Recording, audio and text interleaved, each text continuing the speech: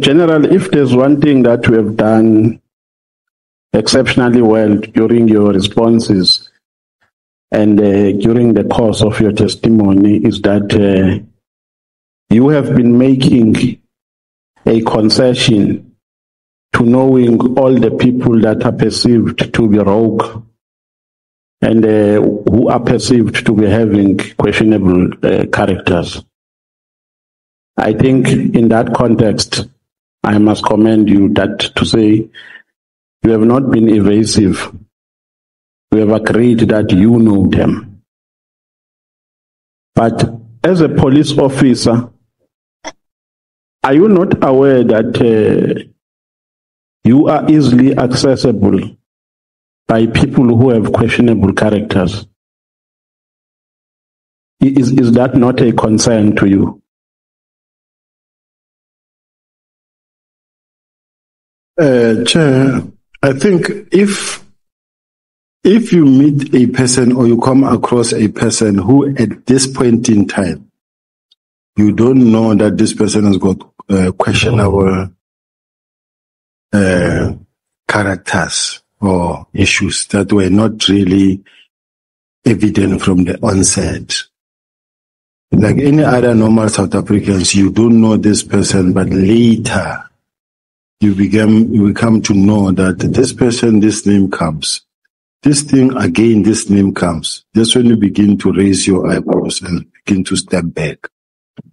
I think it happens naturally that you will meet a person that you think is innocent, is clean, but later you find out about the rest. No, but even that response is worrisome, General, because you are a police officer. You don't just mingle with anyone. You have an integrity and a credibility to protect. Before you mingle with people, you first investigate their characters. Are you an irresponsible police officer that just mingles with anyone without checking the credibility of such people? I don't think it's fair, General Chair, that every person that I meet, I must investigate. You do meet people, and you won't have capacity to really conduct a background check on anybody that you meet. So it means I must be worried, General, that you can come to my village and mingle with criminals and later come and say you did not know their character. So that is the kind of a police officer, the national deputy commissioner we have in South Africa, who just mingles with people and later come and say, no, I did not know their character. I think, Chair, I've met 98% that is good. But if it happens that you met one or two characters that are actually questionable, cannot take the whole credibility away from me because I spoke to somebody. It happens with all of the police officials, senior managers, ministers, even presidents. It's that you find yourself having spoken to somebody, later that person found himself in trouble. But that shouldn't be brought to your doorstep. No, but the fact of the matter is that you are a police officer and not just an ordinary police officer.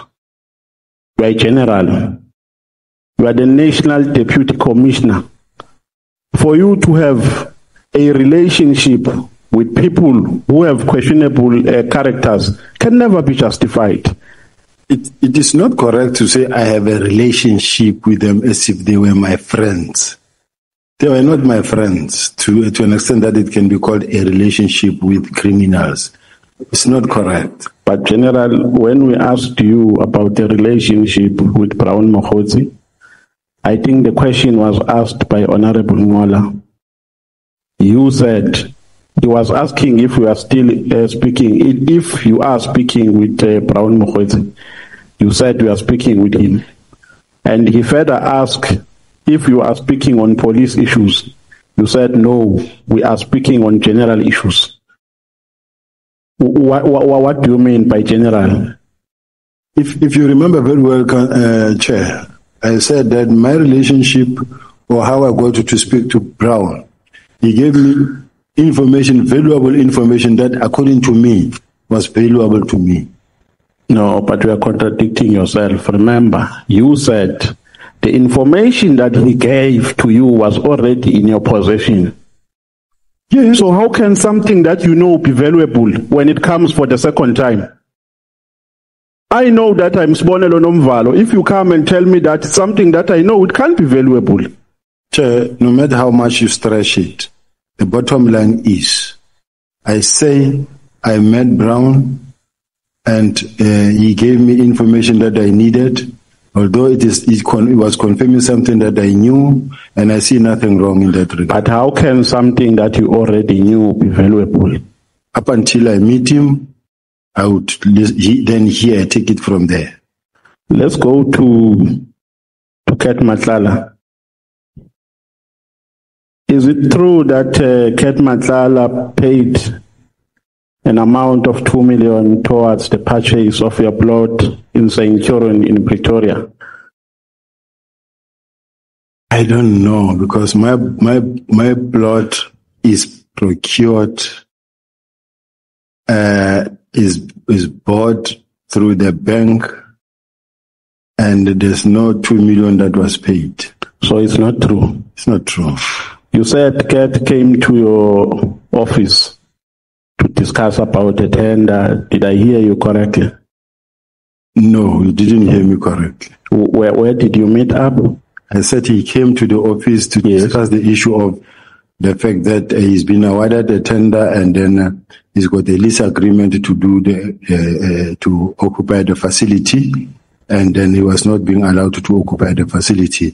This is the meeting that was intended for the National Commissioner, but the National Commissioner was not there. I was the one acting. Yeah, but that is what I was saying as well. Now, did you see it appropriate to meet a service provider? I meet everybody. Even if he's a service provider, he is a stakeholder, but at that time in his capacity, he was more of a complainant. Who signed his appointment letter? A letter that was appointing him to work for the department. I don't know whether it's the National Commissioner or supply chain, but I was not part thereof. Now, why did he not refer that concern to them? He came because they are the ones, General. I see a general who's all over the place here, meeting business people. They are the ones who appointed him to work for the department, not you. They are the ones who signed the appointment letter. How does it get to you to speak about a tender? I don't think it's correct to say to speak about the tender. Let me just do like this.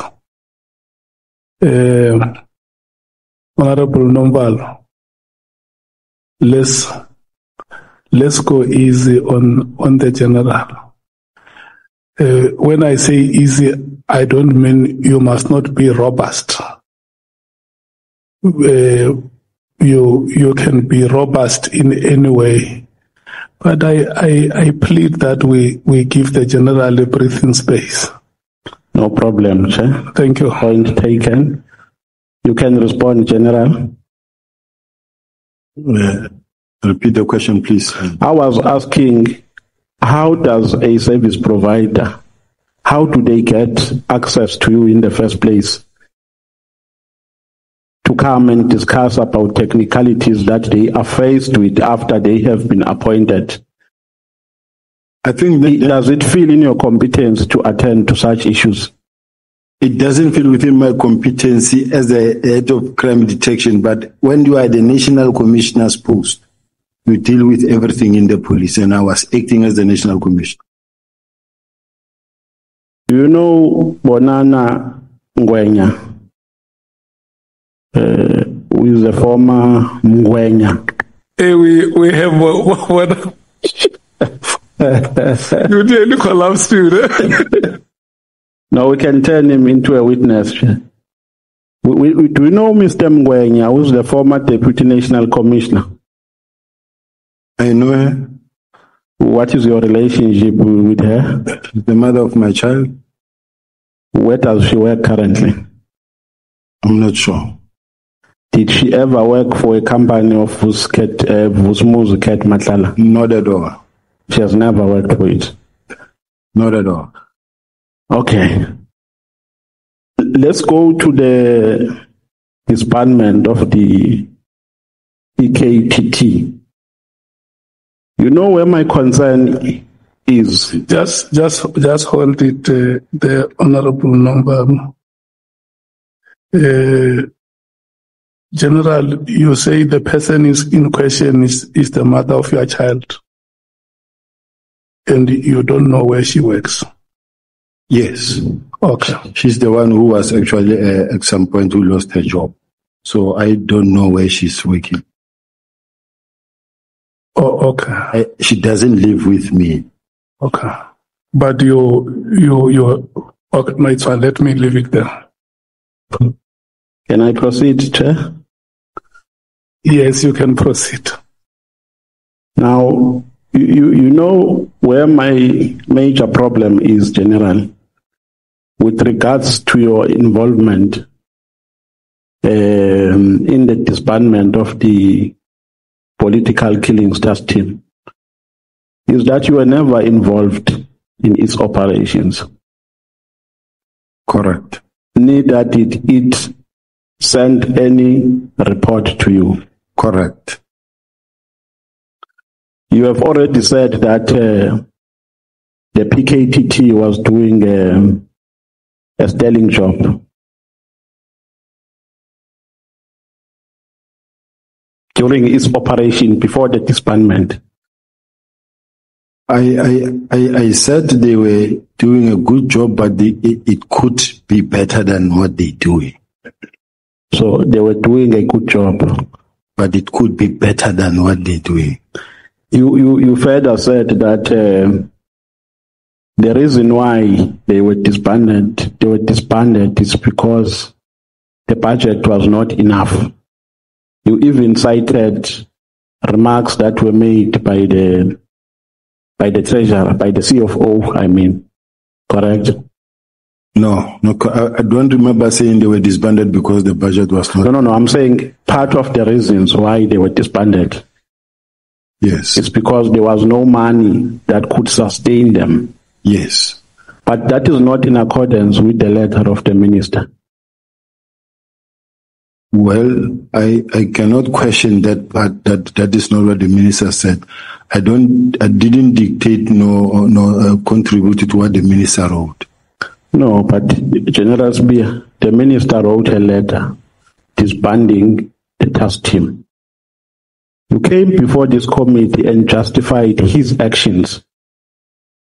You even quoted what was said by the CFO. You were not just talking for the sake of talking. When you said there was no money to sustain the task team, you were actually supporting the reasons for its disbandment. Even now, I'm still supporting that, Chair. Yes, but I'm saying that is not in accordance with what the minister said. The minister never said there was no money in his letter. I understand that. The minister, the only reason the minister why he disbanded the team on Annexure CB2, paragraph 53, the minister says, open quote, "My observation in this regard, as indicated above, is that further existence of this team is no longer required, nor is it adding any value to policing in South Africa." Yes. Now, should we agree that your perspective is not similar to that of the minister? I wouldn't say it's not similar. They go hand in hand. No, remember, General USibiya, I asked you if the task team was doing a sterling job. You said yes. The view of the minister, when something is of no value, it means that thing is useless. The view of the minister at this stage is that the task team is useless. You further said, no, I'll give you a chance to respond. You further said the CFO indicated financial concerns. So there was no money to sustain the team. So your reasons are not the same. Remember, I have given more reasons. The minister may not have written all the reasons, or may actually summarize all the reasons in one sentence. But in my case, let me read you this letter from the National Commissioner statement. No, before we go to that, let's finish the minister and your version first. I will allow you to read the commissioner statement. The point here that I'm making, General, is that because there is nowhere where we can find the views of the minister in this regard, except in the letter. And we can't quote things we do not know, because the minister will come here and say, but I never said that. What I said is here in the letter.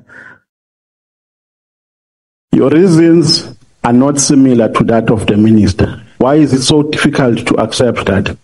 Remember, we don't have different reasons to disband. The minister gave a directive which has been complied upon by all. What I motivated myself comes from me, not from exactly my point. Yes, and yes. The two are not in competition. No, they are not, absolutely. Yes. But they are not different. Your motivation and his reason. Yes. Exactly. Why is it difficult to accept that? Now, your participation in the disbandment starts after the 31st of December, when the National Commissioner was on leave. You keep on citing the name, the National Commissioner, not the name, to say he is the one who gave instructions to do the implementation plan and so on and so forth. But the minister the commissioner that we're talking about here, who refuses that, he accepted this decision, General Masemula. There is absolutely nothing that points to a direction of his acceptance of this decision. To the contrary, the National Commissioner saying in his statement, and a sworn statement at the Madlanga Commission, he says, since the letter required a report to be prepared by the 20th of January 2025, and given that I would be on leave until the 14th of January 2025, I instructed Brigadier Letogo of my office to forward the letter from the minister to all Deputy National Commissioners, including Lieutenant General uSibiya, Deputy National Commissioner Crime Detection, to instruct them to prepare the necessary report. My intention was to discuss the matter with the minister to understand his reasons and attempt to dissuade him. However, the letter contained an instruction to prepare a report that were due by 20 January 2025. If I had refused to carry out this instruction, I would have been accused of insubordination, since all that was required, at least insofar as the instruction was concerned, was a report. So now this says, or this tells us that the National Commissioner agreed and he complied with, because had he not done that, he was going to be accused of insubordination. So the minister, the National Commissioner, for all intents and purposes, he agreed. No, but you were drawing an inference that he agreed, because you started to make a reference to a January letter, email rather, that was sent from his office by the Chief of Staff. At that time, the commissioner was on leave, right? Yes. There was an acting commissioner. Correct.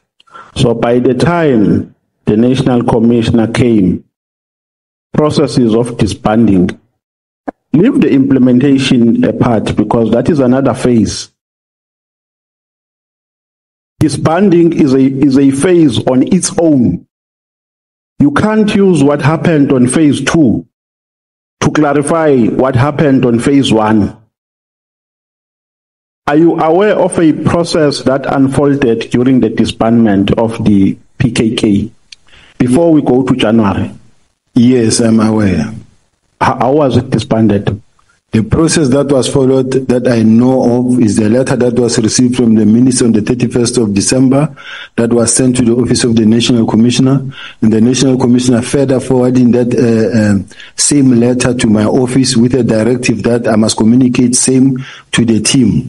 And the team also started reacting or acting on that, leading to a presentation that was presented before Parliament. And before Parliament, this is where they explained that the test team has achieved the purpose for which it was intended for. All the districts in KZN have stabilized except the Etiquette district. And as a result, we are now going to be phasing out. And in phasing out, we'll start 3 phases. The first phase being to deliver the dockets by the 17th of March, and that happened. And as a result, by the 28th of June, of March, a handing over was done between the 2 divisional commissioners. General Khumalo is the one who went and fetched the docket, handed them over to General Sintumul, as per the arrangement. And then from there, from General Sintumule handed them to General Motsepe. They conducted an inspection, and General Motsepe, they attempted to return the cases to General, the Provincial Commissioner, General Mkhwanazi, who rejected the docket. The docket found themselves back at head office. But that's the process of disbandment. Chair, I don't want to be accused of not allowing the witness to respond, but the witness has not done justice to my question, and I hope you were paying attention. The question that I asked from the witness is, what is a process that was followed before the letter was issued on the 31st of December? Now it tells me about what happened after the 31st of December.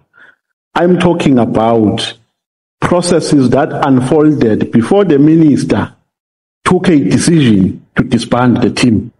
Yeah, I give you free airtime for General uSibiya to respond to the question. The process before that, there was a letter that was received from the members of the community who complained to Professor Mary Dihas of the University of KZN. Professor Mary Dihas forwarded the complaints of members of the public to Parliament and to the minister. And the minister also discussed the process in a management meeting where they consulted with the management in general.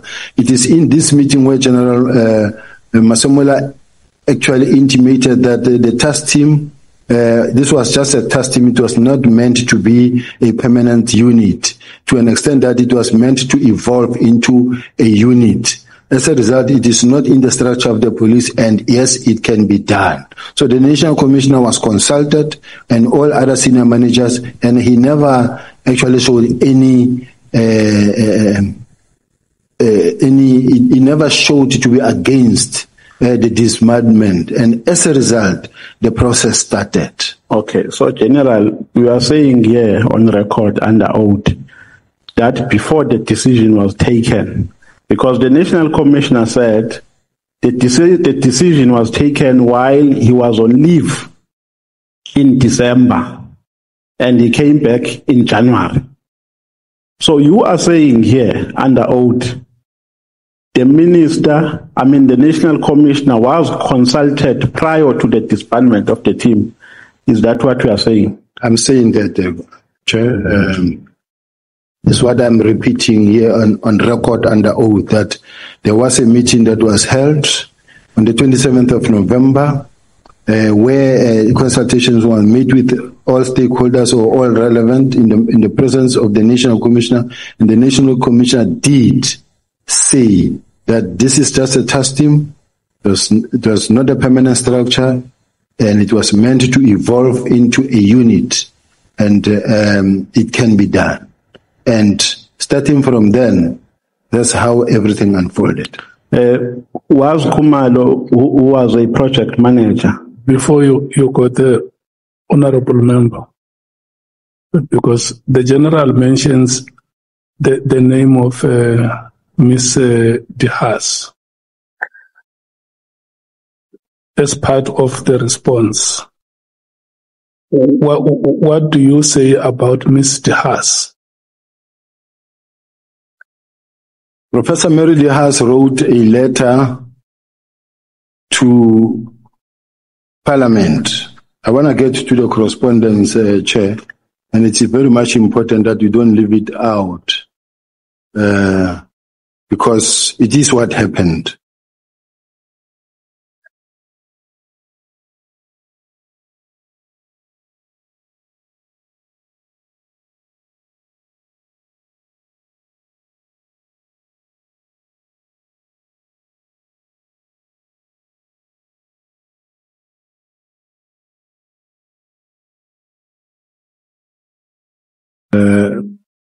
Professor Mary has wrote a letter to Cabinet. Do we know which is it? It's 93. 93.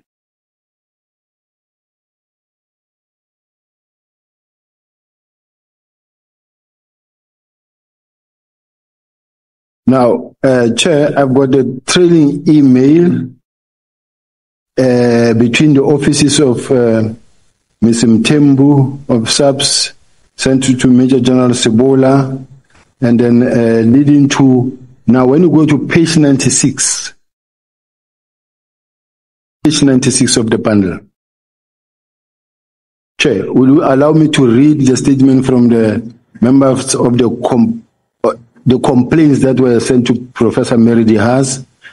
And then Professor Mary Diaz document. Can I come in as a person who asked the question? Yeah. I'm really not interested in the substance. I just wanted to know if the complaint is there. Okay. I'm satisfied if the complaint is there. I can move on. Thank you. You can then go to the question on General Kumar. Now, the question is, do you see it appropriate to disband a structure without asking for a report from the project manager?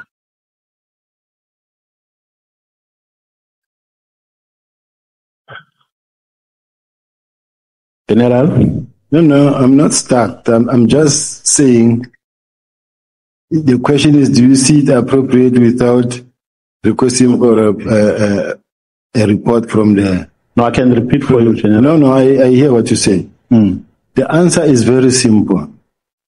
The instruction as it came from the National Commissioner, it said, prepare a close-up report, communicate the same to the team, and prepare a close-up report. No, General, that's why I wanted to repeat for you, because we are not answering my question.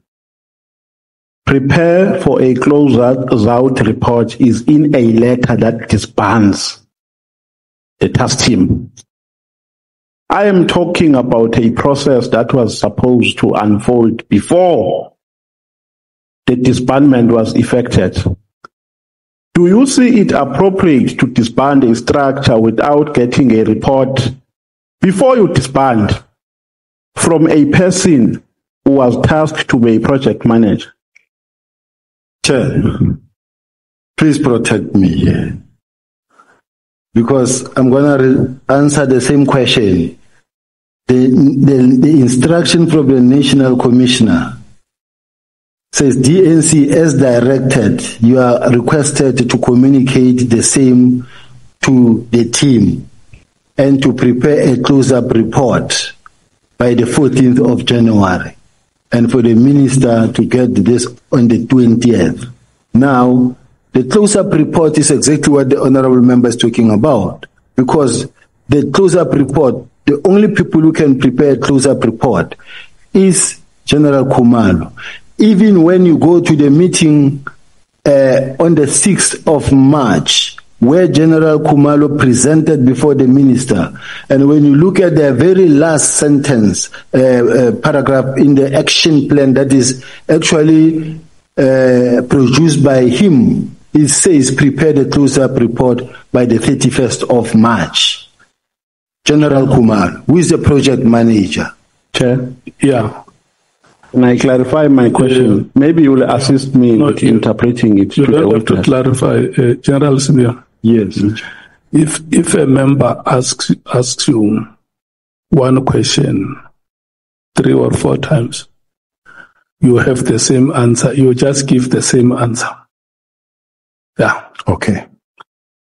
No, Chair, I think you are making a mistake now because you are prescribing how he should answer.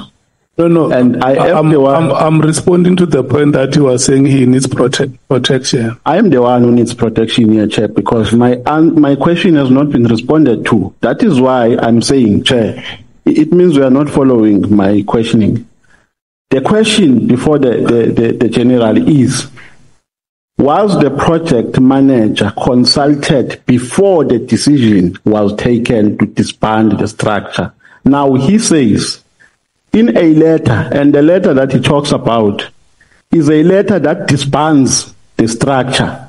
He says in that letter, and I agree, I've read the letter, and what he's talking about is the last paragraph of that letter, after the decision to disband has been communicated on the above paragraph. Now he says in that letter, the minister says, prepare a closeout report. The questioning I'm asking, Chair, is a question that relates to a consultative process prior to making a decision, prior to arriving to a conclusion that indeed there is a need to disband the structure. I agree with you. After you asked him a question, he appealed to me to protect him. But I also appeal to you to protect me, Chair. Okay, let me protect both of you. Both of you are protected. I'm leveling the playing fields. Can you please restate the question and we hear what his response is? Should I rephrase? Restate it. Okay. My question generally is, before the decision was taken on the 31st of December, in a letter that was signed by the minister. In that letter, the minister disbands. In the same letter, he says prepare a closeout report. So that is after the disbandment. Prepare a closeout report after the disbandment. Now the question is, prior to the disbandment, was a project manager consulted in order for the minister to arrive to a determination that there was a need to disband the task team? That is a response that can be provided by the minister and the national commissioner. At least that response is better than the first one, Chair. Was General Mkhwanazi disbanded? Informed? I don't know. The provincial commissioner? I don't know. Should we not be worried here, General, that you become so active in executing a wrong decision? Because you came after the decision was taken, and the manner in which the decision was taken was wrong because due processes were not followed. Should we not be worried? I don't think so. The same way the National Commissioner mentioned in his statement here that had he not carried out the instruction, he was going to be disciplined for insubordination. Now, in this case, if it is the Office of the National Commissioner that invites me into the process, there's no way I could not participate after being ordered by the Office of the National Commissioner to participate. I didn't jump in on my own. I was invited in and directed by the Office of the National Commissioner. May you please be specific that at that time when that instruction was given, the National Commissioner was on leave. So in office, there was an acting National Commissioner. Chair, I don't know if I'm allowed to respond like this. That doesn't change anything. If the National Commissioner is on leave, as the National Commissioner of the South African Police Service, he remains responsible and accountable. And if there's an acting National Commissioner, he's got the powers to carry out the mandate of the National Commissioner.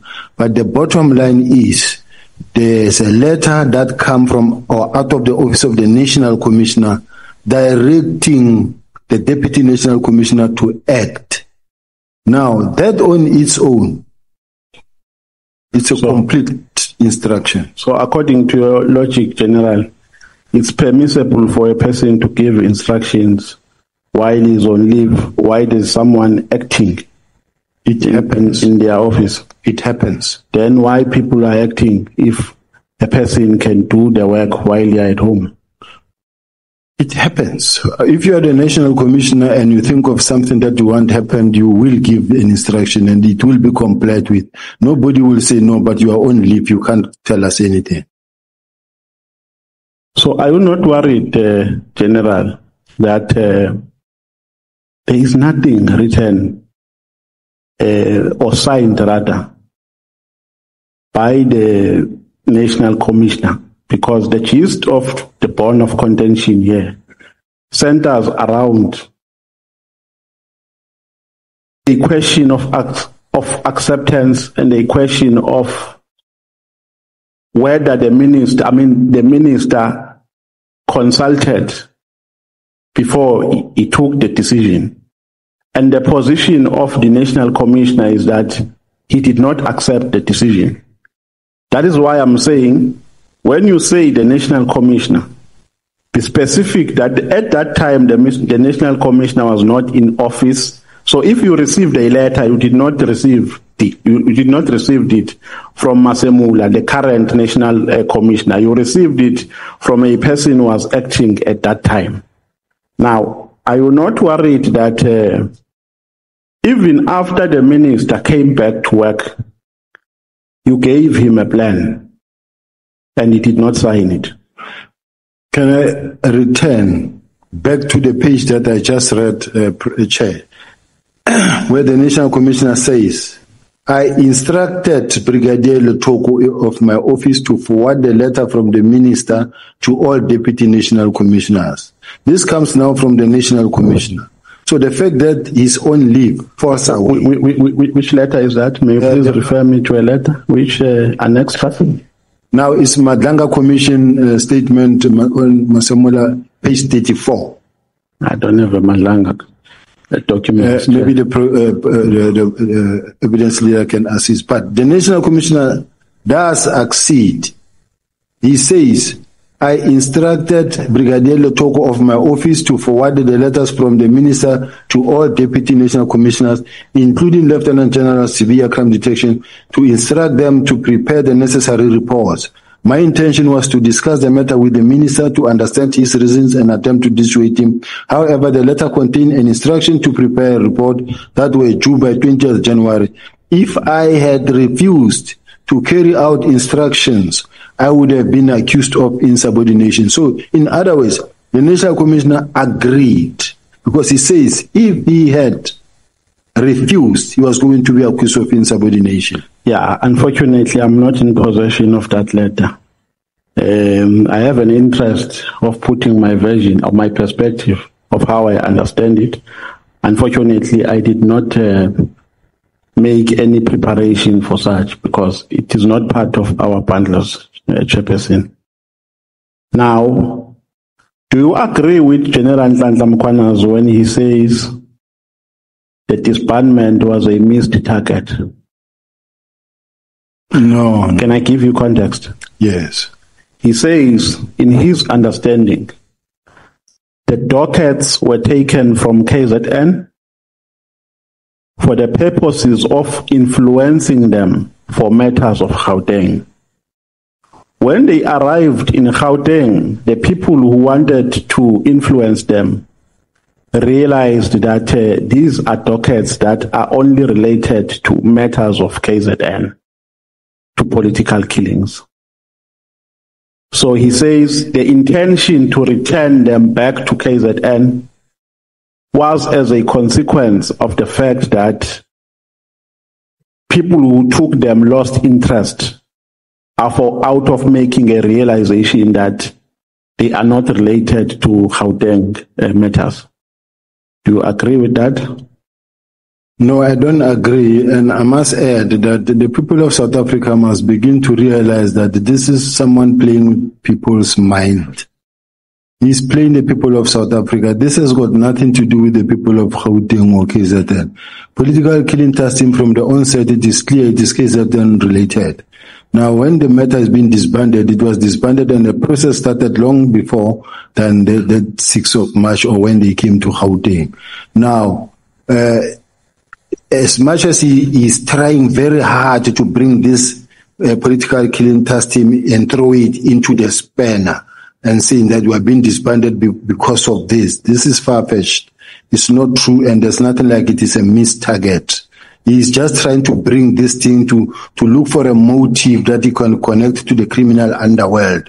But when you look at all of these case dockets, none of them involve Big Five, Katiso Molefe, Ket Matala, Brown Mohosi, or whoever at all. So all I'm saying, Chair, with respect, is that it is not a missed target and it shouldn't be accepted that everything that General Mkhwanazi says is true. And these are the statements that are to be put before us as if we must accept that it is true, it is not true. Are you the one who gave an order for dockets to be removed from KZN to Pretoria? I gave an instruction that the dockets, the two divisional commissioners must exchange the dockets, and then the divisional commissioner of crime intelligence must hand over the dockets to the one of crime of detectives, and the one of detectives must take them to their stations, murder and robbery unit where they belong, same time, without taking them to head office. But where did you get the mandate to do that? From the National Commissioner's instruction that says communicate, carry on. Is there any part in his instruction that says take dockets from KZN to where the dockets were taken? Yes. May we read it? Let's go to the meeting of the 6th January.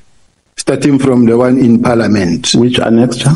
Let's start in fact in Parliament on the 20th, on the 5th of March, where General Khumalo said these dockets, the ministers have given a directive that the political testing be disbanded, and then there's been several meetings since then or subsequently, and then as a result, the dockets will be taken from PKTT to murder and robbery units. This is General Khumalo saying that. And then the following day, in a meeting with the minister, they produce an action plan. General, the question is, where did you get that mandate? Is General not your junior, General Khumalo? He is. So you got a mandate from your junior? No. It doesn't mean, I don't know, Chair. What I'm saying is simple and straightforward. It's simple and straightforward, and it doesn't confuse. It's straight. There is an instruction, a directive to disband. The National Commissioner says act on it. They go to Parliament, they say no, we agree and we are doing it. And the next thing, they come up with an action plan themselves that disband, and they disband. They say we will bring the docket on the 17th of March. Even though they are handing over on the 28th of March, which happened not under my directive, under the directive of the National Commissioner. Remember, the National Commissioner said, I approved this plan, number one.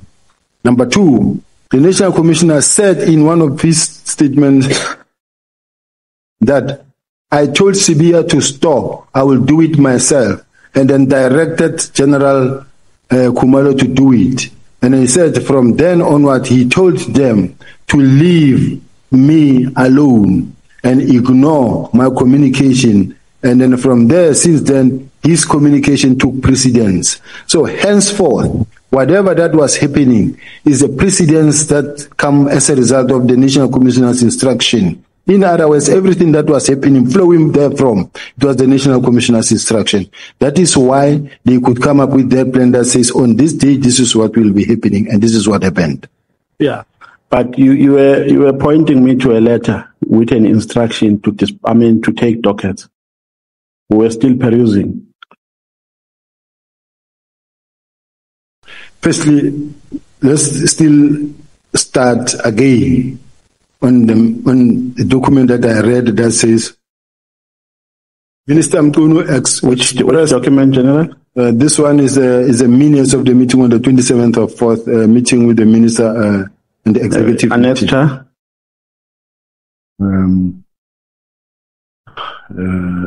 Evidence leader.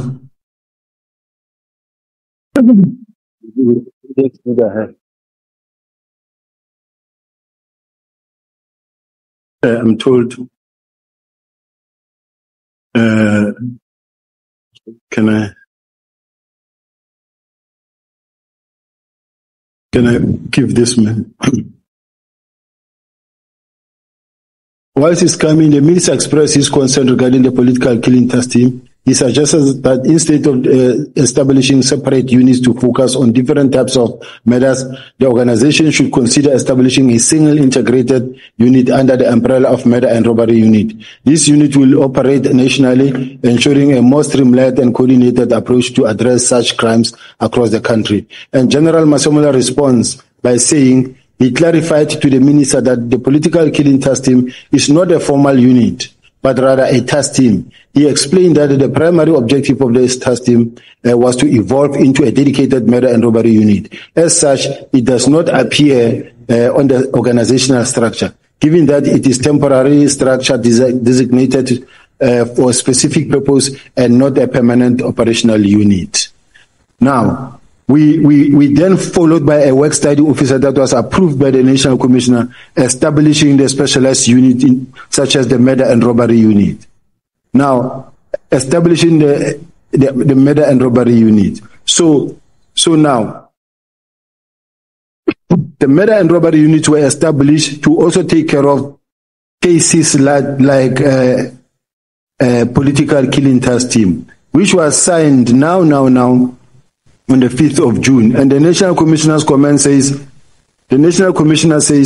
it must be expedited by the Deputy National Commissioner Crime Detection. So all I'm saying is that there's no resistance whatsoever in implementing the specialized unit that must investigate the political killing task team. Yeah, no, General, I've just read the letter. And there's nothing that says General uSibiya take dockets or give an instruction for dockets to be removed from point A to point B. That is what I was looking for. All right. I want a document, the action plan of the meeting of the 6th of March with the minister, because it says themselves there that the dockets will be meeting between who and who? The minister, National Commissioner, General Musigidi, myself, and the Chief of Staff. Page.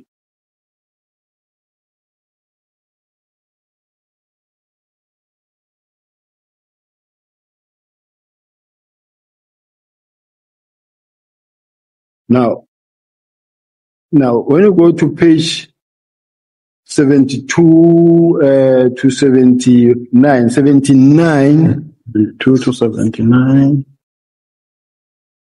72. Page 79. 79. The National Commissioner here says, based on this plan, they then handed dockets to Situmule. Looking at this action plan that, according to the National Commissioner, she and General Musigidi agreed and supported the plan, and I was opposed to the plan together with the minister and the Chief of Staff. But this plan was produced and approved by the National Commissioner. It says, approval of disbandment plan by the Minister of Police is 2025-03-06. Stakeholder engagement, and on the 6th of March, the minister actually partly approved the plan, but was just more concerned about the fact that you have now dockets, court-going dockets that are going to take too long. Now, it says stakeholder engagement with NPA, including prioritization of the 114 cases, is the National Commissioner on the 17th of March.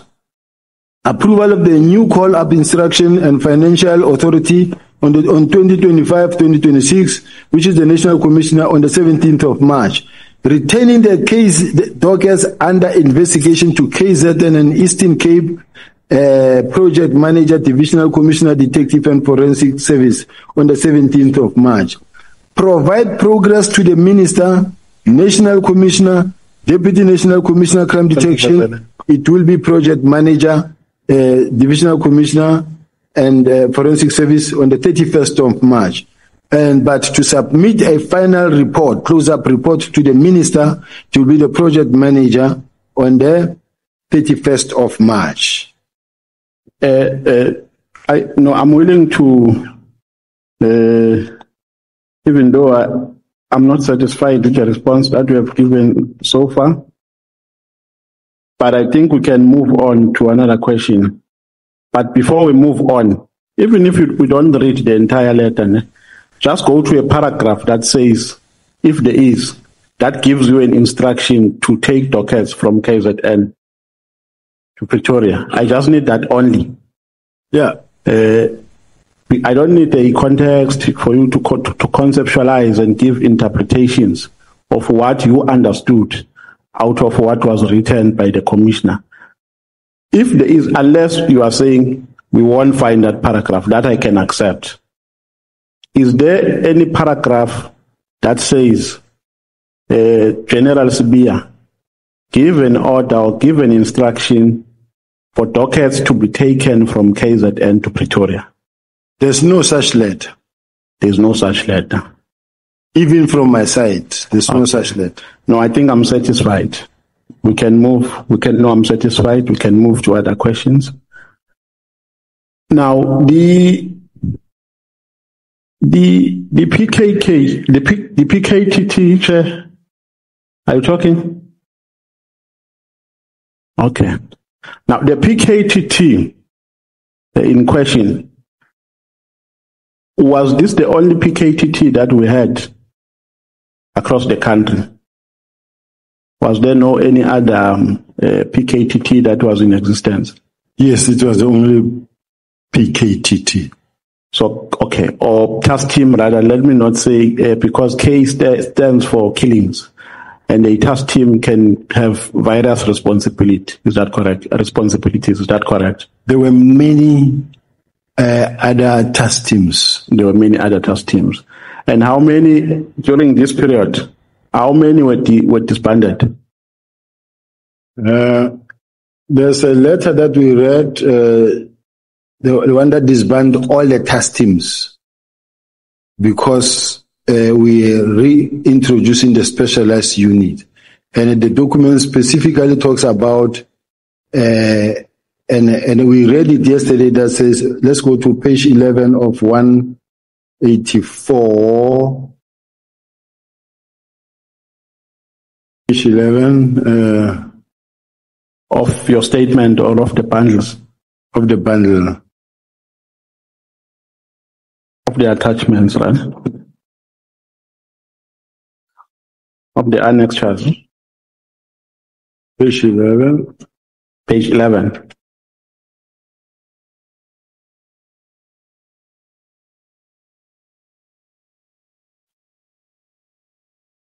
Can I proceed? Page 11? Yeah, page 11. Yes, I'm on page 11.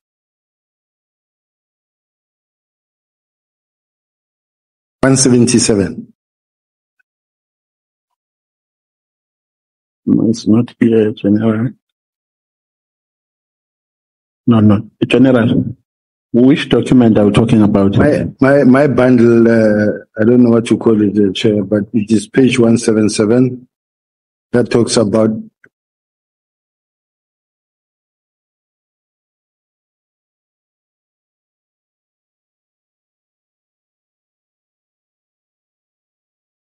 Okay. Yeah, you can proceed, General. You see, from paragraph 6.4.5.1. Yes.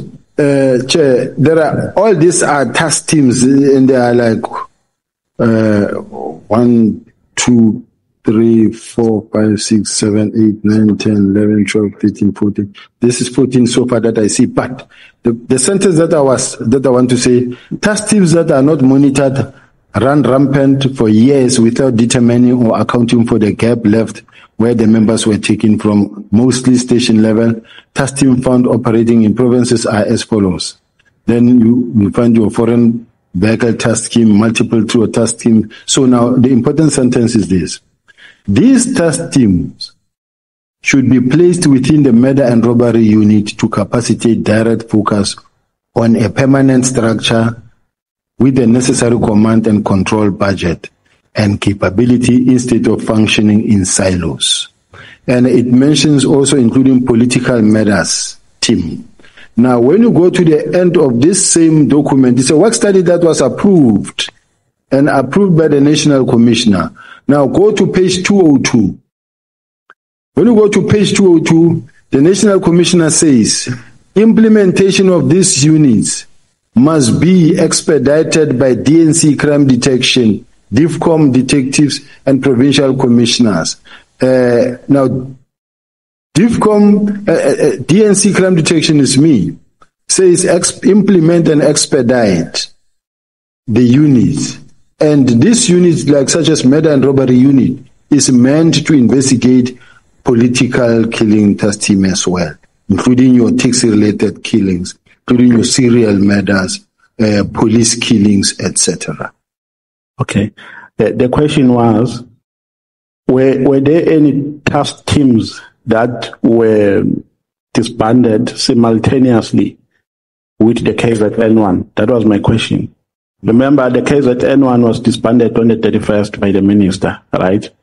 So were there any other task teams that were disbanded during that period of the KZN disbandment? It was an inspectorate, it was not the task team, but at the same time, in the same meeting, the minister disbanded the inspectorate and the PKTT. So there were other task teams that were not disbanded? Yes. Okay. Can I? No, you can respond if you want to say. Remember that we've got many task teams that are running depending where the fire is.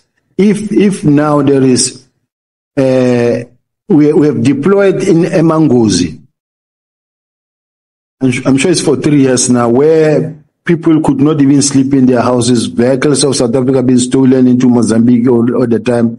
Weapons coming into the country, people being terrorized. Emangozi today is very quiet. We deployed there, and then we keep on retaining the members. We've deployed in Richards Bay, and I think the task team has been disbanded, I think. We've deployed in Eastern Cape. There's Operation Bamba and different other task teams that have been established but disbanded because it's only for a short little while to extinguish the fire and then move to another place where there is a crisis. Then we go in there, stabilize the place and move out. Now, General, the decision to disband was taken by the minister. There's no question about that. Agree? Do you agree with me? I do. And in the disbandment, the National Commissioner had no role in the disbandment. Remember, he came after the disbandment. No. I read this document that I just gave to yourself, Honorable Member, where the National Commissioner said this is just a task team. It was not meant to be a permanent structure. It is not in the unit. It's not a unit that is in the structure of the police. It can be done. Yes. So he participated. He participated after the letter was issued. Even after the letter was issued, he continued to participate. When you say even, you mean before he participated? Before and after. Before, what did he do before? Before he gave his opinion there, and then during when it was there, after receiving of the letter, he directed that it be actioned, and then even after that, he participated in all the meetings, and he was positive. Okay, so this paper is part of which document? These are my notes from the minutes of the meeting, and then we try to get the minutes of the meeting to summon the minutes of the meeting, but we were not given the minutes. But from my own work diary, this is what we have. So there's nothing to prove at this stage that the minister participated prior, except your notes that you have written. I'm saying there is everything to prove if the committee can summon the minutes of the meeting, because there's also recordings where the Nation Commissioner's voice will be heard. I'm wrapping up, Chair. Am I running out of time? Let me wrap up, Chairperson. I will ask questions which require short answers. When the robot is read, you don't ask, may I stop? I didn't see the robot, Chair. My apologies. May I wrap up, Chair? Yeah. General, what is the SAPS procedure to deport an undocumented person from South Africa, in a nutshell? Well, the people are taken to Lindela, and the Home Office processes follows, where they begin to interact and with the other country. There's a process where the forms are being completed from the police stations that deports the person. Were you the member of the DPCI members who were led by Lieutenant Colonel Ulokhe, who were implicated in the rendition case? I was not a member of. I was the deputy provincial head. I was the head of the Hawks in Gauteng, and I was not part of that operation of head office. So I was not part of it altogether. You were not part at all. You don't even know how it happened, how they were deported. I never gave anyone instruction. I never participated. It is just one of those incidents that look like this one. So you don't even know if those undocumented people are in jail or they are out. You have absolutely no. Absolutely no. And they were all, and for your information, Chair, they were all arrested by crime intelligence. And crime intelligence even gave them the letter of commendation for the job well done at intelligence head office. I was in Gauteng. I had nothing to do whatsoever. I never even phoned one person. I never signed any document. I was never at the scene, not even once. My name was just used. I appreciate your extra time, Chair. No further questions. Thank you very much. No, I want you to ask the question that you asked on Friday, the 10th of October. And you asked that question to General Masemola. So General USibiya is here in person. You must ask him that question which you asked. You asked General Masemola whether General USibiya is a corrupt. I will corrupt cop. So he is here. You must not. You must corrupt. Encourage. Thank you for reminding me. That question was part of my questions. General USibiya, are you a corrupt cop? I'm not. You are not? Yes. So all these allegations against you are false and frivolous? False, contrived, and frivolous. Thank you very much. Thank you so much. I think you have done justice. It will not be fair to ask a question like that in his absence, and when he's here, you don't ask him. Honorable Breitenbach, Honorable Nomvalo, in case you feel you may want to be released, you are allowed. Honorable Breitenbach. Thank you, Chair. Good afternoon, General USibiya. Good afternoon, Honorable Member. So, General, I'm a little confused. I can't. It's too long and too big and too ugly, too everything. I'm a little confused. So, there's all this fuss about this press conference of General Mkhwanazi. We have a Malanga Commission, we have this ad hoc committee, and everybody wants to get to the truth. If what he says is true, it's a big problem, but it's not information that hasn't been around for years. Unless you've been living under a rock in this country, You had to know most of this, maybe not in this kind of detail, but everybody knew about all of these things. So, do you know why now? Do you know if his press conference, General Mkhwanazi's press conference, was whether what he says is true or not, constitutes a genuine desire to expose corruption and criminality within the police, or is this the manifestation of a battle for power in the police? Is this a battle for the top job when Masemola retires? Personally, quite honestly speaking, Honorable Chair, this has got nothing to do with the 121 dockets and the disbandment of the political killing task team. This, according to me, it's about the succession battle within the police.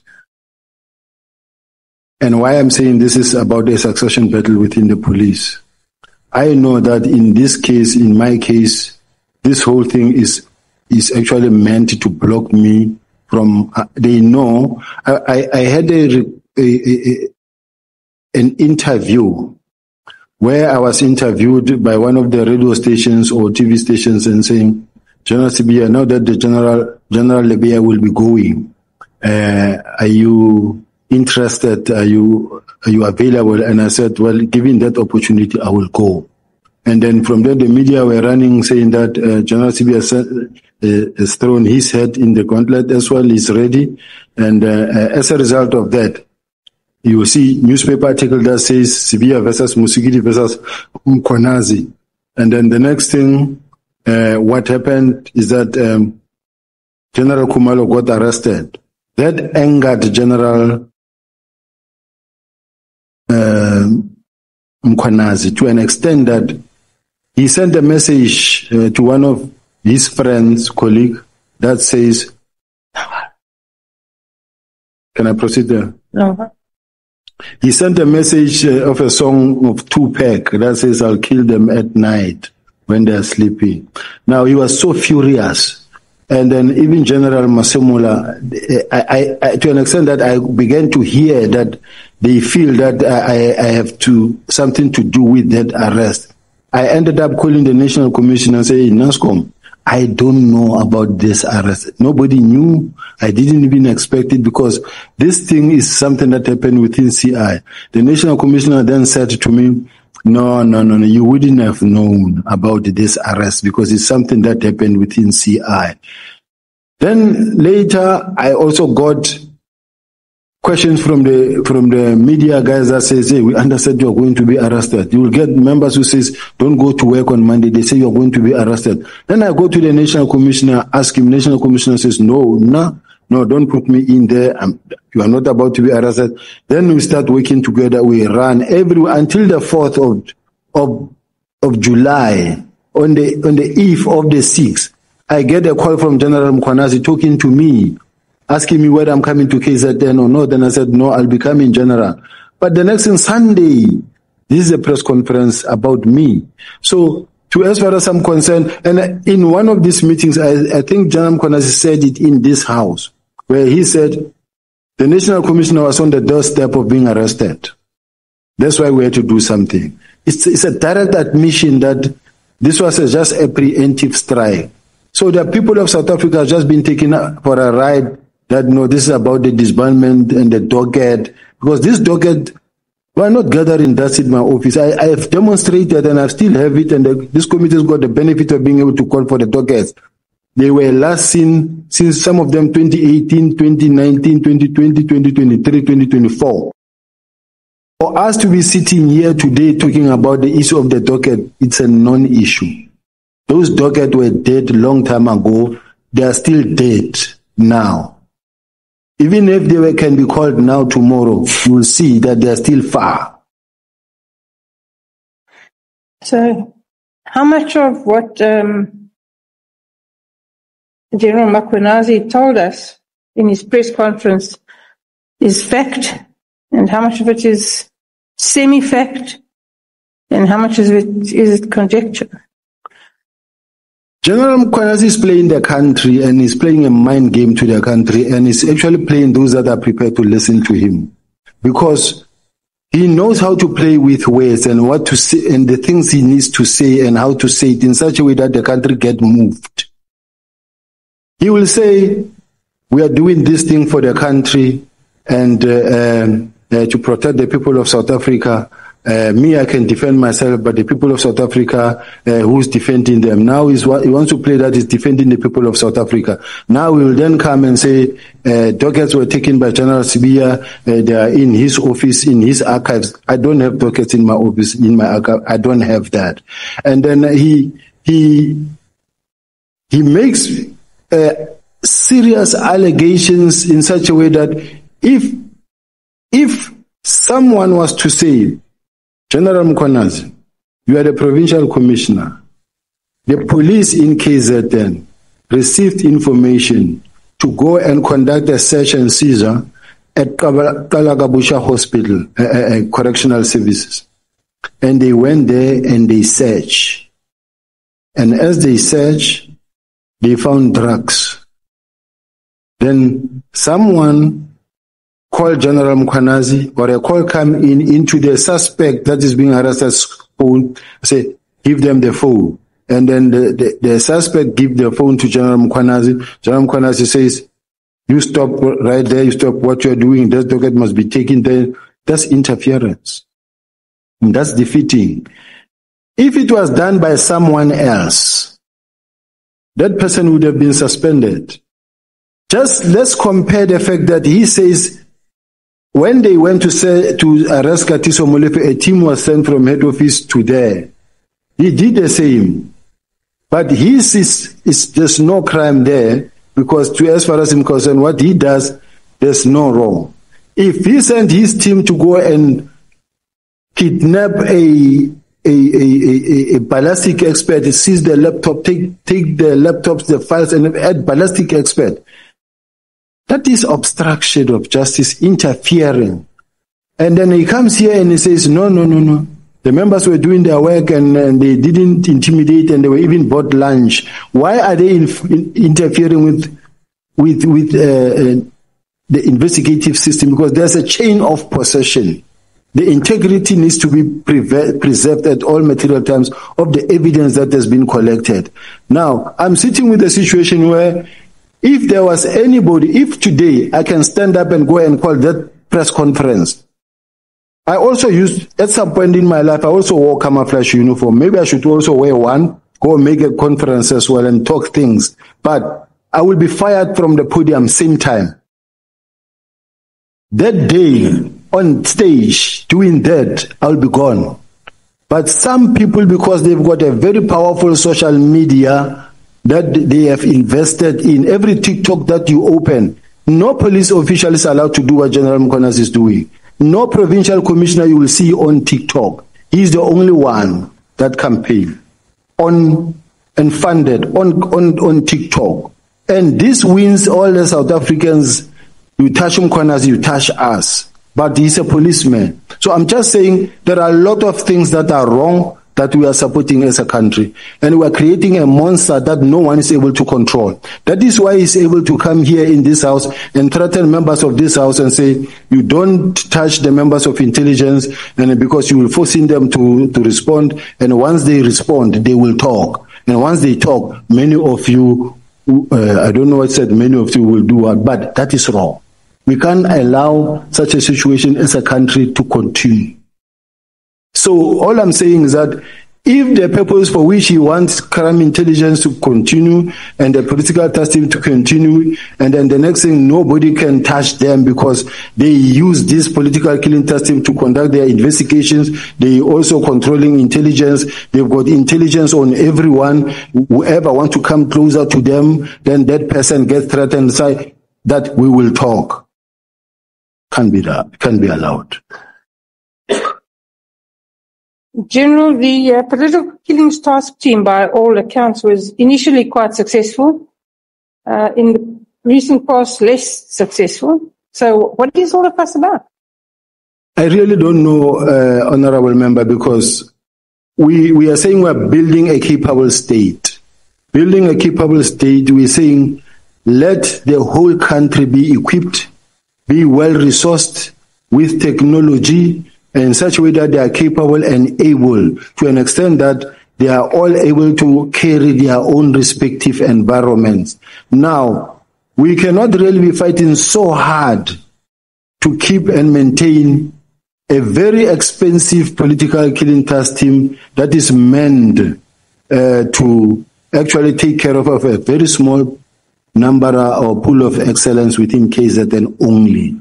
The whole country is not really taken care of, and the whole country is suffering.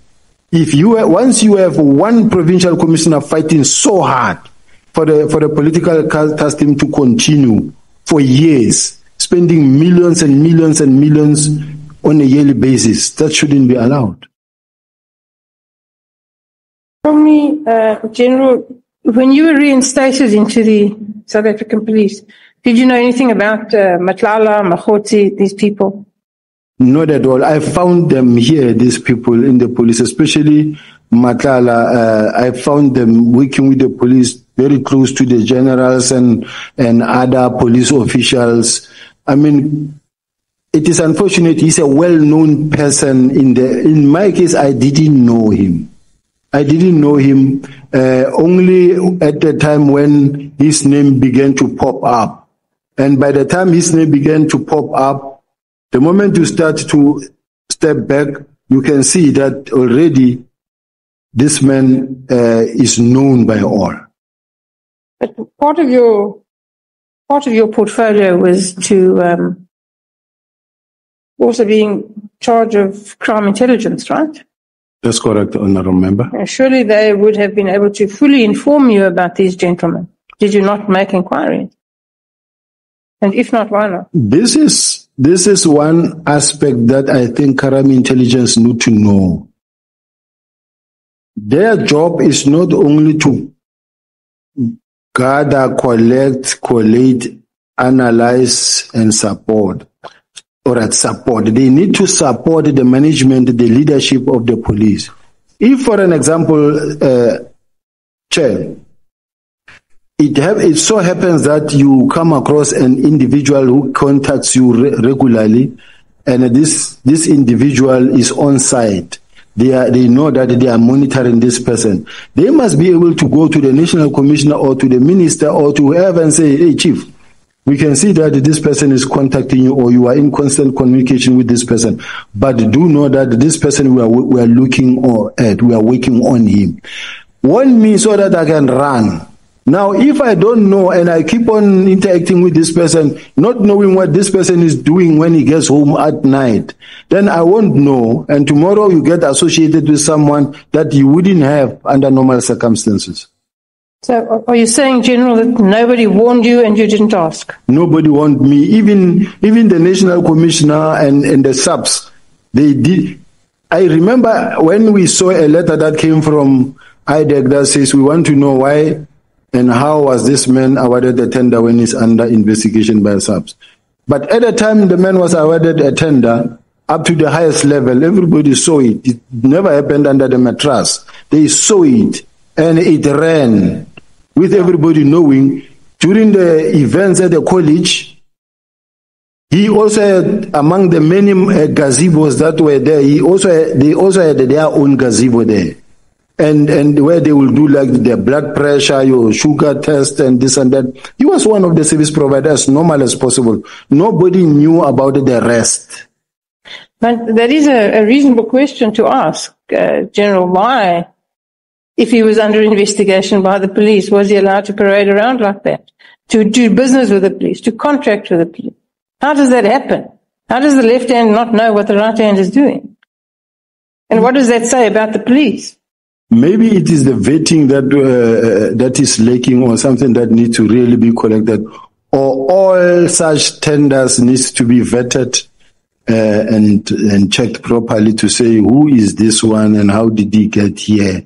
But at this present moment, that part of the tenders and the service providers is something that I'm far from. It's supply chain. It's another division completely.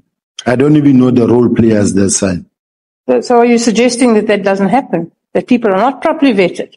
That the police enter into tenders with millions of taxpayers' money and they don't vet because that appears to be the position?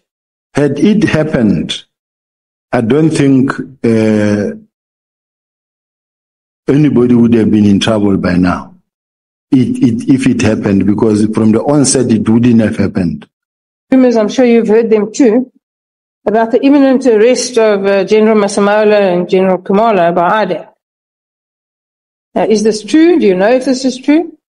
I really don't know if it is true, Chair. I don't have that information. But they don't go away? I heard about this information, but because it was at some point also in the newspapers, but I don't know the fact, because I don't know whether it was an authentic document that was leaked to the media, but it seemed to have investigation from the IG report. So that part I don't know. I see it from a distance. During your evidence, you spoke about a meeting with the National Commissioner and the Minister and other high-ranking officers, where Matlala and his contract with the police was discussed. That's correct? That's correct. The Minister asked what was known about the tender, and he asked that Matlala be investigated. That's correct. I'm puzzled as to why it was dependent upon the Minister, a newcomer to this space, to ask for him to be investigated. Why didn't somebody in the police, you all have years of experience, why didn't somebody in the police actually think of that themselves and do it? This is when the stories of Mr. Matlala were gaining momentum and about the tender. That's how the minister got to ask and say, I get this information. What happened here? Can the auditors, internal audit and others, please investigate this thing as to how did this man get this tender? Were there any irregularities and that? And a response came and the minister gave an order that it be cancelled. Okay, but that only answers half the question. The other part of the question is, why did nobody in the police take the initiative to do this investigation? If the minister could read about it in the press, so could everybody in the South African police. Why didn't somebody do something? Why didn't you do something? I could only do something about it if I knew about it. But up until we saw a letter from IDEC questioning that part and say, why is this thing happening? Because we are investigating this thing. So there's not much anymore I can do when already IDEC is saying they are working on it. And as far as I'm concerned, Chair, many a times I like it when there is an investigation, even if it includes me or it involves me or where I could be closer to it. If it is investigated from outside, be it IDEC, DPCI, or IPIT, to me, I feel comfortable if it's a neutral body investigating.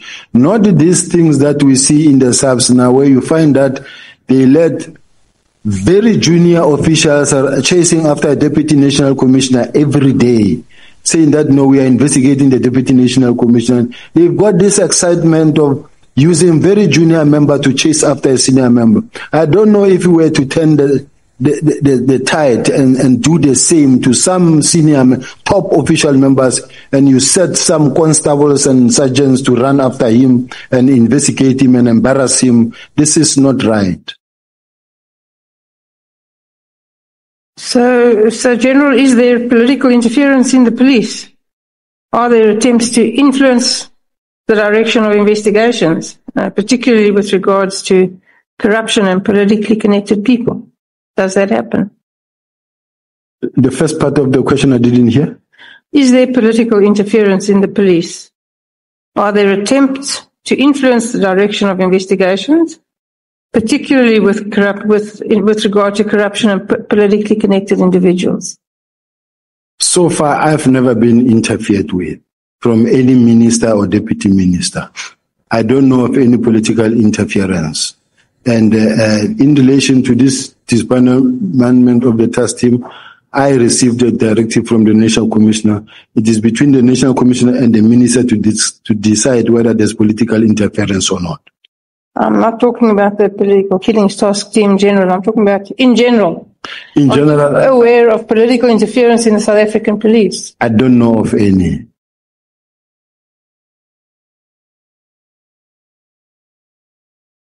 So you've never been asked to investigate or not investigate anybody? I've never been tasked to investigate anybody, any official from the side of the minister.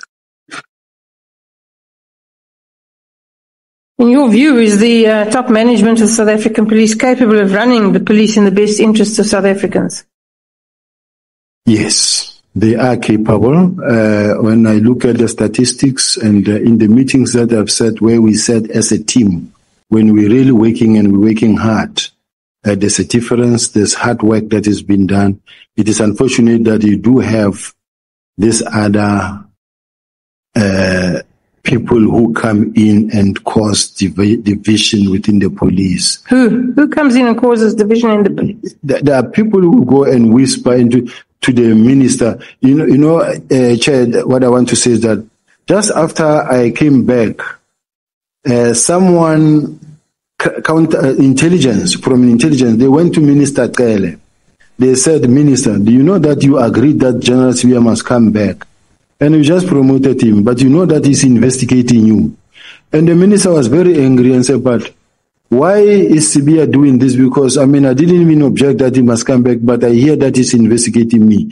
At that time, I don't even have a team. I know nothing. And the minister he was not angry, but when I saw the minister, I could see that he's looking at me in a dim view. Then I went to the National Commission and said, hey, NASCOM, what is going on? I hear 1, 2, 3, 4. He said, yeah, it did happen, but I told him that no, it's not true. I told the minister, no, it can't be true. Then they go to the National Commissioner. They say to the National Commissioner, are you aware that Usibiya wants your job? Is mobilizing for your job? Then the National Commissioner woke up at night and he went to see the mother of my child, who's my colleague then. Went to visit her and say, hey, do you know that Usibiya wants my job?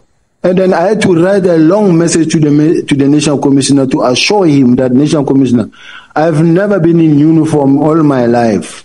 I've never been a station commander, a cluster commander or a provincial commissioner. I'm not interested to become a national commissioner. Please, I'm interested in the DPCI, but not here.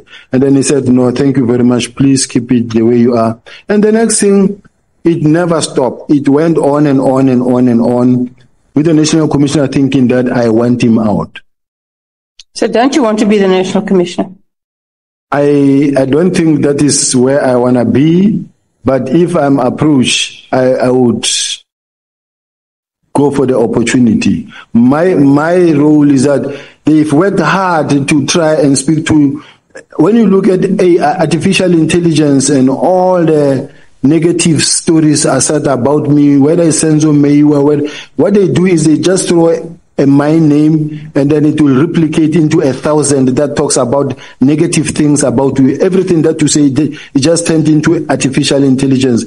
Just to speak bad about my name in such a way that even tomorrow when I have to occupy a position, a consideration is to be made. They will say, this one is too controversial, or this one has a lot of issues. This is the intention. General, I understand that, this process is painful and it's not the first time you're going through it. But this isn't only about you. You understand that? This is about South Africa. And my question to you was, do you think the top management of the South African police are capable of running the police service in a fashion that is in the best interests of South African citizens? And you said yes, but just the state of the country, the level of crime, South African police service is not managing to do a good job. I understand that there are thousands of policemen who go to work every day, and thank God for them, who do a great job. But we're not managing. And something will have to change. We have to do something differently. And what is that going to be?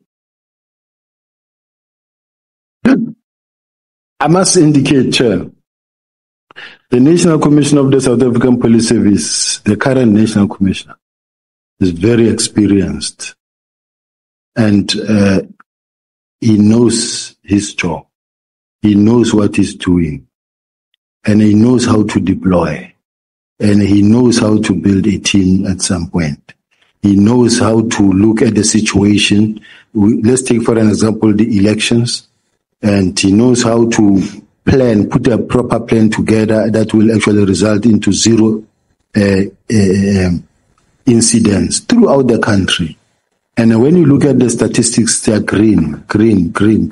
So I can't sit here and say, no, they are not capable. They are capable. There are challenges, yes, but they are capable. Okay, General, my last question. When you took over crime intelligence, what did you do to clean it up? Because Lord knows it was a mess. Can you tell us today that it's better? It was a mess, but when I came in, it was run by General Khumalo. I have received a number of complaints that affect him, and I've also received a number of complaints from the generals that report to him. But unfortunately, it is a space that I was entirely not in control of, because General Khumalo has got a special relationship with the National Commissioner. That is why even when he gets arrested, the National Commissioner will make sure that he does not get suspended, number one. Number two, within 2 weeks, he clears him. Then there's nothing. It doesn't happen just you find that there is crime committed, a person has been charged, investigated by IDEC, charged, and then still running the case. But within 2 weeks, 3 weeks, you have cleared the person. You even submit an affidavit that this person be allowed to go back to work. As an accounting officer, you don't do those things. So I'm just saying, crime intelligence, it has got challenges. And hence you can see already investigations that are already running. And I don't know how many more are still there from the IDEC side, but there are challenges within crime intelligence. You will take it from here. Look at how many generals are out that are not there. And all of them are in courts against the head. All of them are in court against the head. You go to Western Cape, you go to head office, you go to other provinces. It's here and there where you find that a general is not in court, but there's a big fight. Whether it's a brigadier, even internally, there's just... I heard the National Commission saying I'm fighting with everybody. No, it's not the case. I am a Deputy National Commissioner of Crime Intelligence. When I get undermined by someone who is not in this space, it is my job to stand up and say, but no, you can't do this. It's not really fighting with anybody. Thank you. Thank you, Chair. Thank you so much, Honorable Breitenbach. Honorable Klopper. Thank you, Chairperson, and good day, General uSibiya. Just wait a moment. Honorable Skosana wants to ask a question. No, thank you, Chair. It's not a question. It's just, I'll say, Parliament. In Parliament, we normally say we should not display anything. There's an outcry against one of our members, who happens to be my chairperson, that he's advertising on his next to, I think, on his tie, on television. It's very clear, and that company in particular, they are bidding, within our space, of the SAPS. So I just want us to please just ask our member to, hide that company's name. The chairperson is me here. No, of SAPS. I'm sorry. Honorable Cameroon. Honorable Cameron. Yes. What is being advertised? No, they are complaining about what he's wearing. There's a name which shows on television. The lanyard. Okay, I won't mention the name, because if I mention the name, then the brand will. I'm not. The lanyard that he's wearing, is it branded? Is that what you are saying? Yeah, this is the Glock one. Sometimes I wear a CZ one. Other days Canik. I can do Taurus as well, Chair. There's a whole variety. I like shooting. And spending time on a range with sport shooting especially. So if they've got a formal complaint, please do, because that means that some of the members I saw the other day was wearing Gucci or Prada shoes. They should also not mention or wear those, Chair. Chair, I'm sorry, that's ridiculous. You know, this it breaks. I have been trying to avoid them, and I thought honourable members have listened when you remember when we spoke about the vehicle. I kept on using the word vehicle without trying to go to the details. And whatever brands that we may know, let us not use the platform of Parliament to advertise those brands, including Skosana, Honorable Skosana, including that one that is before you. Is it an empty can or an empty bottle?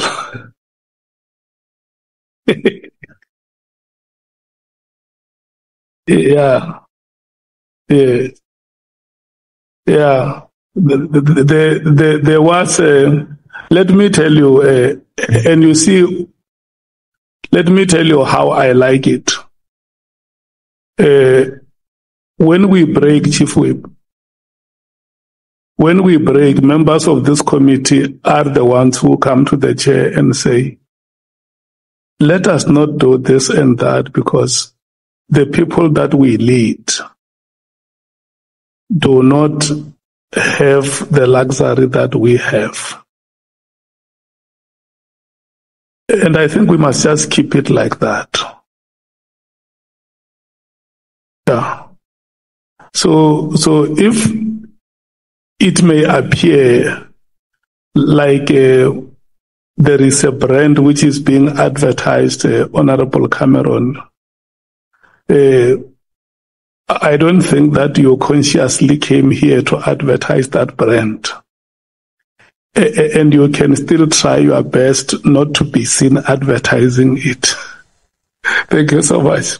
Honorable Klopper. Thank you, Chair, and we'll get back to the matters of national importance. Good day, General Usibiya. Lieutenant General, I would like to revisit a point that you made during the evidence leaders' questioning about the alleged messages that could be on your phone, which was allegedly connected to the so-called spyware communication. When you were asked what would happen if you landed and your phone was seized, you said you would confidently be able to deny that messages existed, and even if they showed you, you would be able to confidently deny them. Is that accurate? Yes, Chair. Then you added something very important, General Usibiya. You said it's crime intelligence. Anything is possible. What exactly did you mean by that? What I mean is that, Chair, having listened to the bail application in Mr. Matlala's bail application, where a mention was made that the phone was seized, and the next thing there was some tampering and messages inserted or deleted. So I'm not sure of the situation, whether it's true or not.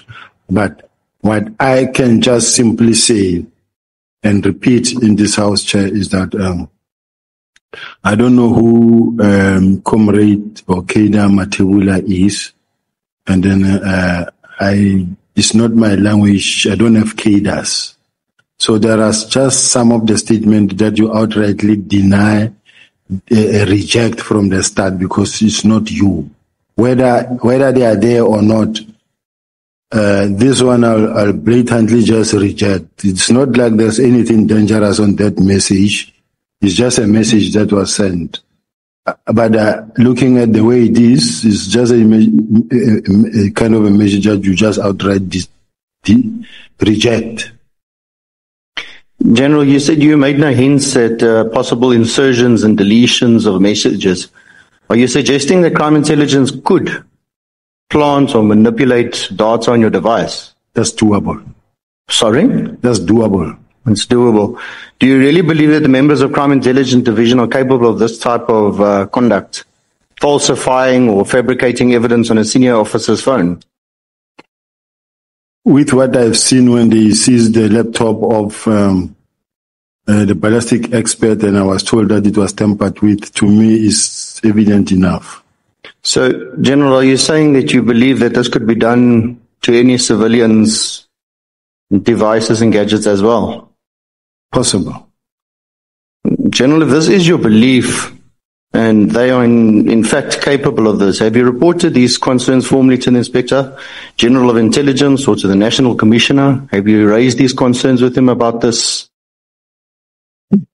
What I did in my case, on more than 4, 5, 6 occasions, my phone, I could not access my phone because there was a SIM swap done on my phone. And then I would write an SMS since 2022. I would write an SMS to MTN, Vodacom, and tell them that I don't have access to my phone. Someone has done a SIM swap on my phone. And I will fight for, they will, in fact, even reverse it.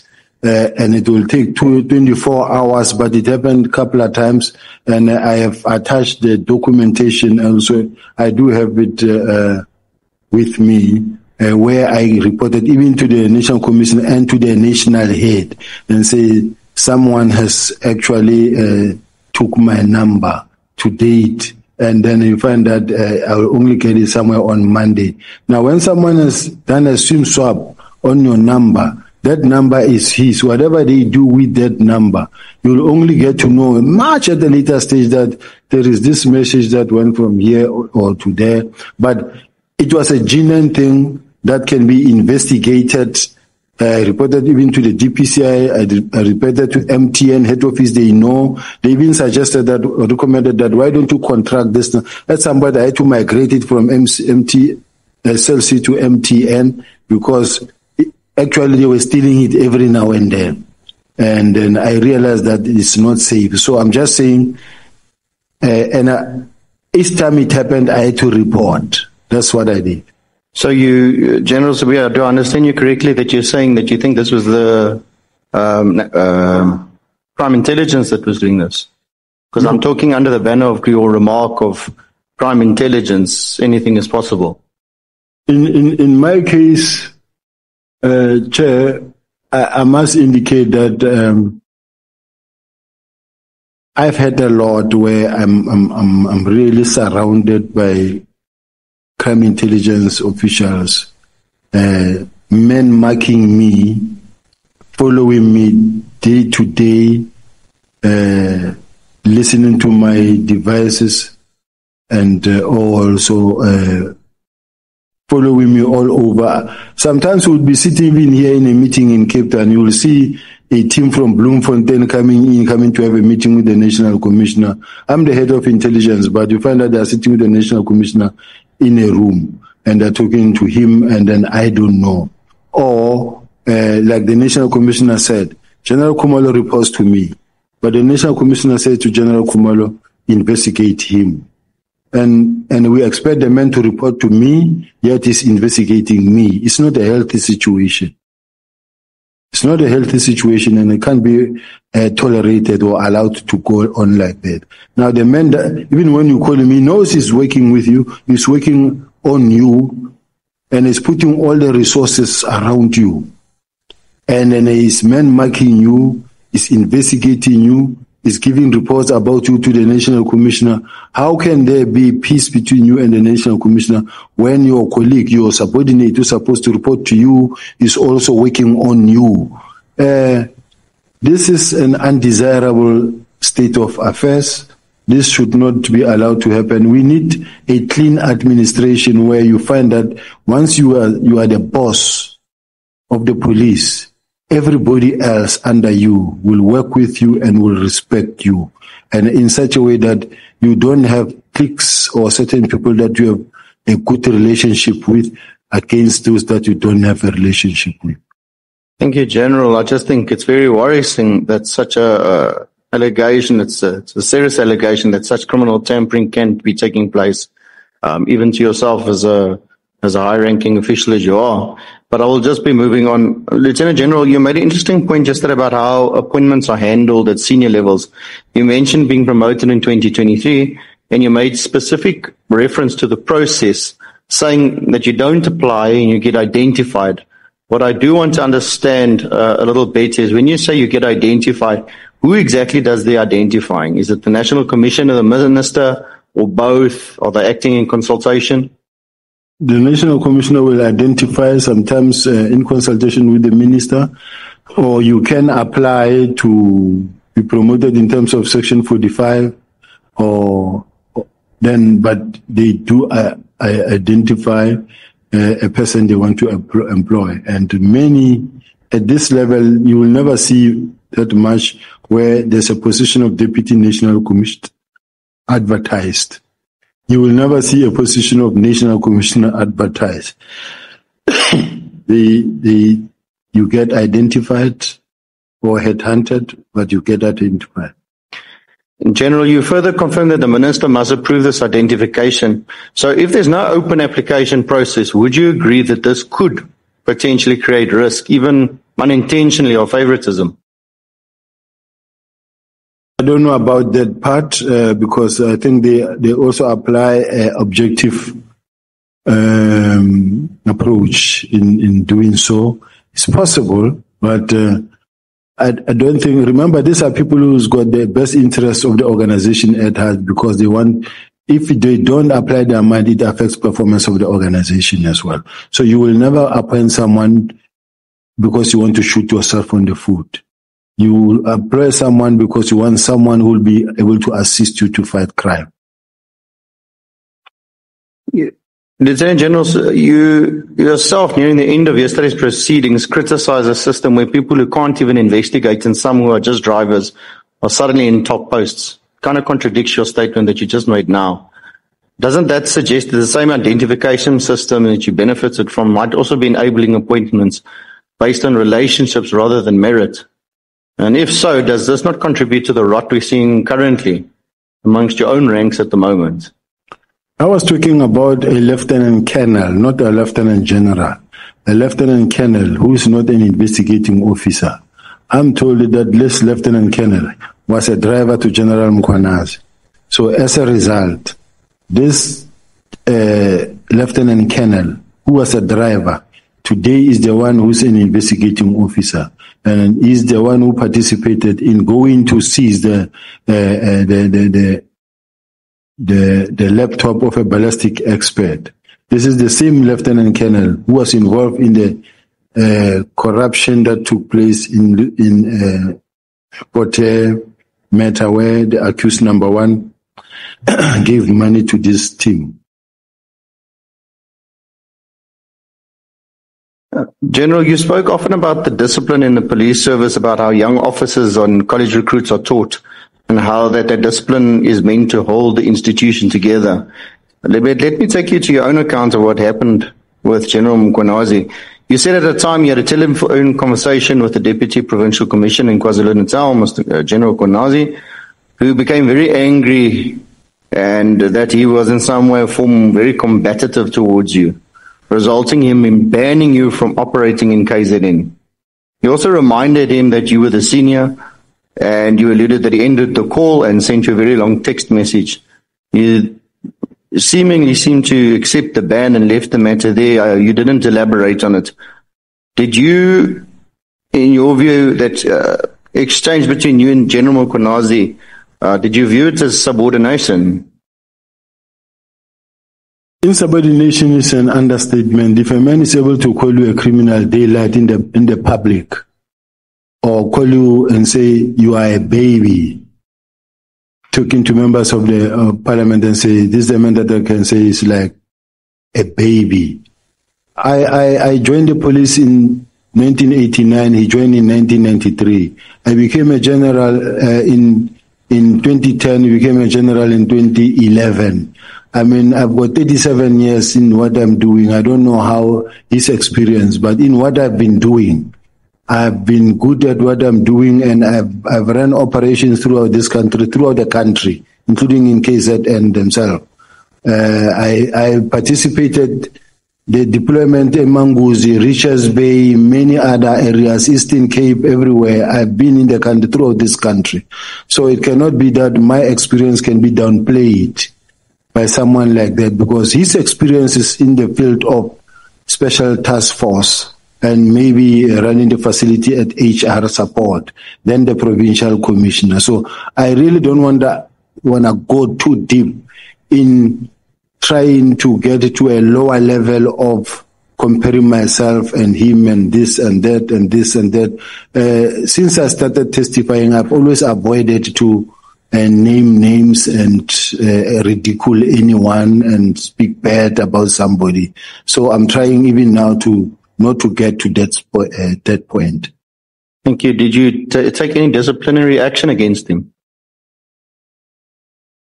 No, I can't take disciplinary action against him because he doesn't report to me, even though I may be his senior. He reports to the National Commissioner. And if you really want peace, how do you say you can take disciplinary action against him? Because there will be a fight. And a fight is what we have always been wanted to avoid. General, were you allowed to operate in KZN after that incident? You mentioned a meeting and you shook hands and so forth. After that, were you allowed to operate in KZN again? Yes, we operate. Remember that I deploy. I don't have to run on the ground myself. I deploy. I deployed in Richards Bay. I deployed in Emanguzi. I deployed in many parts of KZ, and we do have where we operate. General, I will get to my last question. I see my time is almost finished. So I will skip. I just have one question towards the end of the yesterday's testimony. You kept saying we wanted it finalized when we were speaking about the letter of the 22nd of April that was sent. I just want to know who is the we? Who is the we that wanted it finalized quickly? Was it the minister? Was it subordinates? Was it another officer? Because when you kept saying we, it just seemed to imply that it wasn't just your idea, that it was a collective feeling it needed to be expedited from the letter of the 22nd to be finalized by the 24th of April. Remember that if the National Commissioner, let's say, implemented something, and then you go to the meeting of the 6th of March, in the 6th of March, it tells you exactly on what steps are going to be followed to finalize this process. Now, come the last date there, it was the 31st of March, but come the 28th of March, there's a handing over now done between two divisional commissioners from CI to crime detection. Now, you already have the dockets in your possession. The head of CI handed over the dockets to the head of detectives. Now, they are now in your hands. They must be finalized speedily so that they are out of your hands. And it's exactly what happened. Push this thing now to where they belong, murder and robbery unit, so that they are not in your hands gathering dust. Because the more you keep them is what led to General Mkhwanazi saying that they took dockets, they're sitting in General Usibiya's office gathering dust. You could give me a very, very short answer because my time is finished. At what date again did you say that it was out of your hands? You were finished, that it was now moved over to the National Commission. It wasn't anymore in your hands or your responsibility anymore. Which date was that? At the time when the National Commissioner said his letter took precedence over mine. Do we have the page number, legal team? Because the National Commissioner said he told them to ignore my letters and then to carry on with his letters. From then henceforth, his instructions took precedence over mine. There was no competition. He remains my boss too. General, sorry, was that pre-22nd of April? 22nd of April? It was after that. After that. Okay. Yes. Thank you, Chairperson. I conclude. Thank you so much, Honorable Klopper. I don't know, they just given me the letter. Should I read it or it's not necessary? Chair? Honorable Klopper.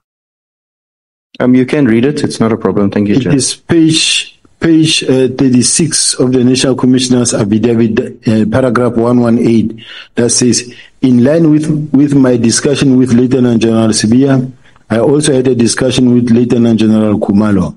I told him to prepare a preliminary report as contained in the Minister's Directive of 31st of December 2024, and that we should aim for 20 January 2025 to submit the report. Since this was a direct instruction from me, it took precedence over Lieutenant General uSibiya's instruction of 17 January.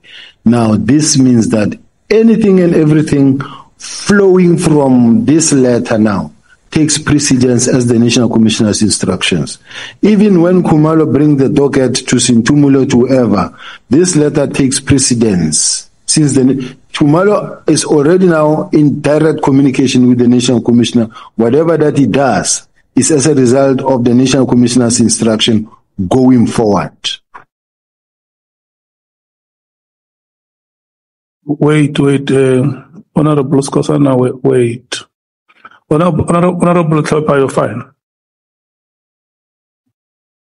Yes, Chairperson, thank you, I'm fine. Okay, thank you, so Honorable Skosana.